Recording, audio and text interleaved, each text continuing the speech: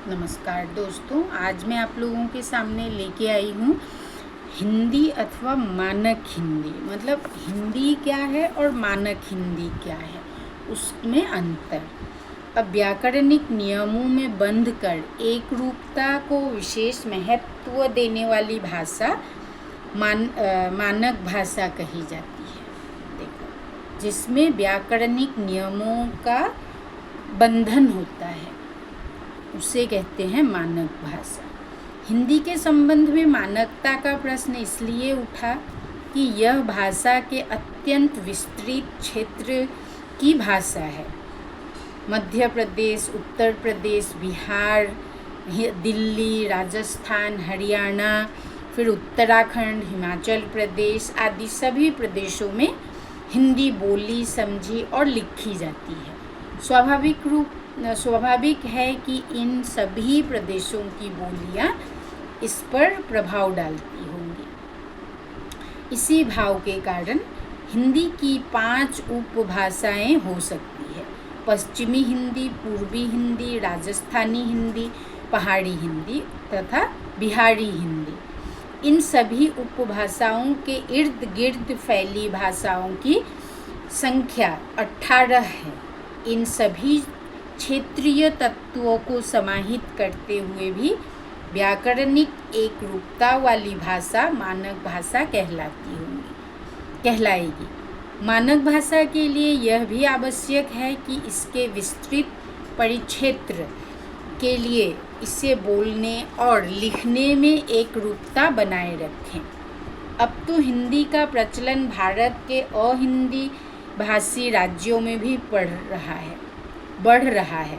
हो सकता है आगे चलकर अन्य अहिंदी राज्यों की शैलियों को लेकर हिंदी की और भी उपभाषाएं बन जाएं। तब भी एक मानक भाषा की आवश्यकता तो पड़ेगी ही। मानक शब्द का अर्थ है स्टैंडर्ड, जेन्युइन। हिंदी में इसके लिए शुद्ध, उच्च, परिनिष्ठित आदि शब्द भी प्रचलित है। डॉक्टर भोलानाथ तिवारी ने मानक भाषा की परिभाषा इस प्रकार दी है। देखिए, डॉक्टर भोलानाथ तिवारी जी ने मानक भाषा की जो परिभाषा है वह कैसे दी है वो यहाँ पे अब मैं बताने जा रही हूँ आप लोगों को। मानक भाषा हिंदी भाषा के उस रूप को कहते हैं जो उस भाषा के पूरे क्षेत्र में शुद्ध माना जाता है तथा जिसे उस प्रदेश का शिक्षित तथा शिष्ट समाज अपनी भाषा का आदर्श रूप मानता है और प्राय सभी औपचारिक परिस्थितियों में लेखन, प्रशासन और शिक्षा के माध्यम के रूप में तथा यथासाध्य उसी का प्रयोग करने का प्रचलन करता है। तो क्या कहा है भोलानाथ तिवारी जी ने? कहा है मानक भाषा हिंदी भाषा के उस रूप को कहते हैं जो उस भाषा के पूरे क्षेत्र में शुद्ध माना जाता है। देखो, उस भाषा को पूरे क्षेत्र में शुद्ध माना जाता है तथा जिसे उस प्रदेश का शिक्षित तथा शिष्ट समाज अपनी भाषा का आदर्श रूप मानता है और प्रायः सभी औपचारिक परिस्थितियों में, मतलब ऑफिशियल कार्य में, लेखन, प्रशासन और शिक्षा के माध्यम के रूप में यथासाध्य उसी का प्रयोग करने का प्रयत्न करता है। उसके बाद लिखा है हरदेव बाहरी ने क्या कहा है मानक हिंदी के लिए। प्रसिद्ध भाषाविद डॉक्टर हरदेव बाहरी ने भी मानक भाषा की परिभाषा इस तरह से दिया है। अब देखिए किस तरह से दिया है उन्होंने। मानक या आदर्श का जो चयन होता है उसे समाज द्वारा, विशेषतः शिक्षित समाज द्वारा स्वीकृत होना चाहिए।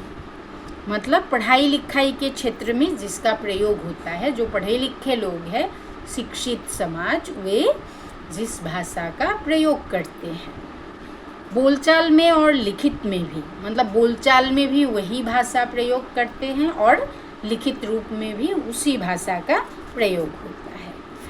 लिखित रूप अधिक महत्वपूर्ण होता है क्योंकि इसमें समानता और एक रूपता का निर्वाह भली भांति होता है। आशय यह है कि शिक्षित समाज द्वारा स्वीकृत तथा प्रशासन और शिक्षा का माध्यम भाषा का वह रूप जिसके लिखने में एक रूपता हो मानक भाषा कहा जाएगा। मतलब भोलानाथ तिवारी जी की जो परिभाषा है, उसके बाद जो डॉक्टर हरदेव बाहरी जी द्वारा दी गई परिभाषा है, उसको पढ़कर यह सारांश निकला है कि जो भाषा शिक्षित समाज द्वारा स्वीकृत तथा, मतलब शिक्षित समाज जिसे स्वीकार करे भाषा के रूप में, तथा प्रशासन और शिक्षा का माध्यम भाषा का वह रूप जिसके लिखने में एक रूपता हो मानक भाषा कहा जाएगा। भाषा के लिखित रूप को मानकता प्रदान करता है व्याकरण। भाषा के जो लिखित रूप है उसको मानकता प्रदान करता है कौन? व्याकरण। व्याकरण से ही हम लोग भाषा को शुद्ध रूप से पढ़ना लिखना हम सीख सकते हैं। तो इसलिए कहा है व्याकरण का ज्ञान भाषा के शुद्ध लेखन में सहायक होता है। इसीलिए हिंदी भाषा विकास के महत्वपूर्ण युग द्विवेदी युग 1903 से 1916 तक में जब हिंदी भाषा के मानकीकरण की प्रक्रिया प्रारंभ हुई तो सबसे बड़ी आवश्यकता व्याकरण ग्रंथ की अनुभव की गई। मतलब जब लोगों ने यह सोचना शुरू किया कि हिंदी को एक मानक भाषा का रूप प्रदान करना चाहिए, उस समय व्याकरण की सबसे पहले ज़रूरत पड़ी। तब तक हिंदी के जो व्याकरण लिखे गए थे वे विदेशियों द्वारा लिखित थे। देखिए, जिन्हें हिंदी की मूल प्रकृति संस्कृत का ज्ञान अल्प मात्रा में था, इन सभी के अंग्रेजी व्याकरण के आधार पर हिंदी का व्याकरण लिखने की चेष्टा की।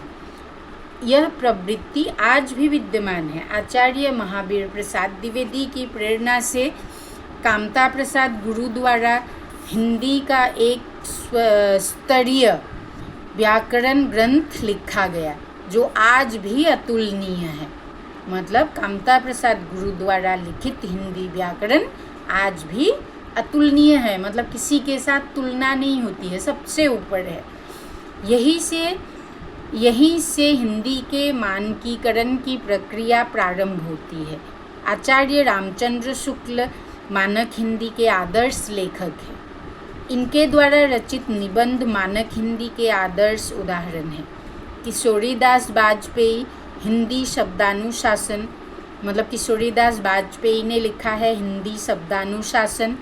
कैलाश चंद्र भाटिया, डॉक्टर रामनाथ सहाय आदि ने भी हिंदी के व्याकरण ग्रंथों की रचना का सराहनीय प्रयास किया।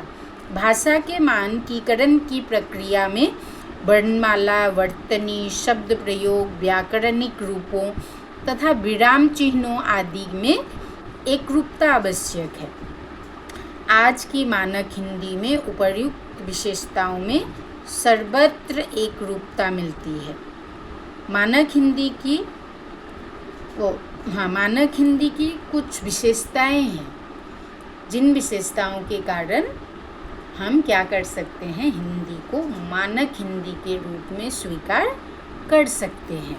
ठीक है दोस्तों, आज के लिए इतना ही। नेक्स्ट वीडियो में मानक हिंदी की विशेषताएं पढ़ेंगे हम लोग।